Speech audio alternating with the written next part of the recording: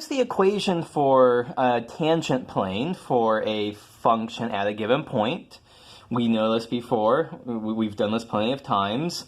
You take x derivative, you take y derivative, you do that times x minus a, we do that times x minus b, y minus b. Don't forget to plug in the point themselves, fab there, and all of that's equal to z if we're looking for the equation of a tangent plane. So this is something that we've done before. I discussed briefly where this came from in terms of how this compares well to our one variable case. So that would be y is equal to f of c plus f prime of c times x minus c. This was the one variable case, so I discussed in class analogies here, but let's do this more formally. Let's see where this equation actually comes from. And to do that, I'm going to have us take a look in the textbook here at these pictures down here. So we have some surface. We have some surface here. That's the blue surface. You might want to, these are pictures at the very start of section 14.4. You might want to take a look at them yourself here. So we can see that the tangent plane we're looking for, that's this picture right here. This tangent plane we're looking for, we're trying to find an equation of this tangent plane. It has to contain this tangent line and this tangent line. So this right here, this is if we set y is equal to b. We set y is equal to b, so that's fixing y to be some constant. And then changing x, that means we're looking for partial derivative with respect to x. Changing x, well, the slope of this tangent line is exactly the x derivative at that point AB. Similarly, in this picture, we're fixing x is equal to a. We're slicing this at some fixed x value. Y is allowed to change, so the slope of this tangent line here is the y derivative there. So this pink line and this pink line, both of them have to lie, both of those pink lines have to lie inside of our tangent plane. And so let's think about what information that gives us now. So we know that, so let's think about for fixed y. So this was the tangent line for fx, for the x partial derivative. So we want to think what vector lies in that plane. And so if we think about it, for every unit we move in the x direction, we move f sub x, the x partial derivative, units in the z direction. That's exactly the meaning of our partial derivative as a rate of change in the x direction. But we are fixing y, so we're not changing y. So a vector that is in the direction here of this tangent line is, so this tangent line right here, this vector here, 1, 0, partial derivative with respect to x, that's a vector in that direction.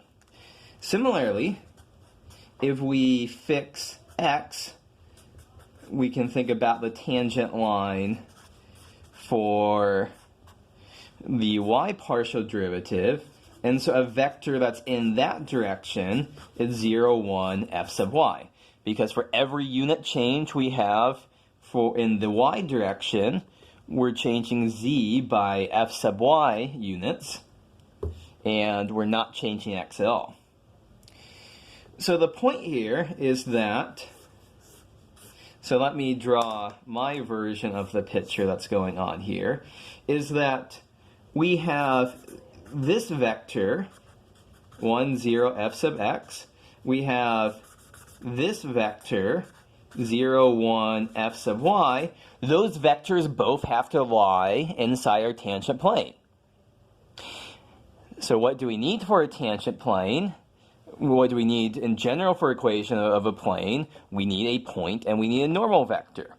So how do we find our normal vector? We need something perpendicular to these two vectors. We take the cross product. So we cross together 1, 0, f sub x and 0, 1, f sub y. So I hat, j hat, k hat, 1, 0, fx, 0, 1, fy. And so crunching this out, I'm going to skip the details and just write the final answer. You can check this yourself. Minus f sub x, minus f sub y, and 1 is our normal vector. So hooray, we have our normal vector. Now, don't forget about our point. So this point right here, this is assuming that we have x and y, or maybe instead of saying x and y, we can do this for particular values, a and b. We'll think of those, x and y, we might think of those more as variables. A and b, we're thinking of those as particular numbers. And what's the z coordinate? Well, we'll just say it's f of ab.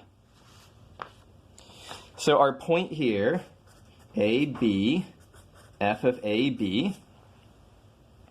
And so we can say those are partial derivatives at ab. And so at this point we have our normal vector and our point, and we can simply write down the equation of our plane.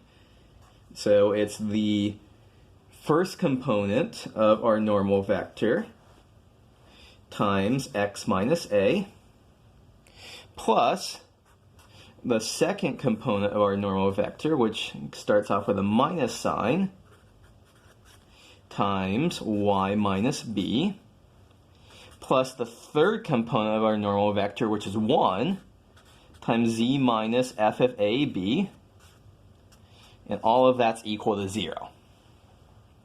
So here's our equation of a tangent plane. It's also a little bit different than what we had before, but if we rearrange this, so this is z minus f of ab, and what I'm going to do is I'm going to take this term, and this term, those all have minus signs. I'm going to move them to the other side of the equation. So only thing that's left on the left-hand side is a z, and then z is fx, ab, the x partial derivative value at ab times x minus a, plus the y partial derivative value at ab times y minus b, plus f of ab, and we see that these two are, I guess I wrote, let me fold this here so we can see this at the same time. I guess I wrote this in a slightly different order, but we have z is f of ab plus the x partial derivative times x minus a plus the y partial derivative times y minus b. So that's a more thorough, more rigorous explanation for where our tangent plane formula comes from in the first place.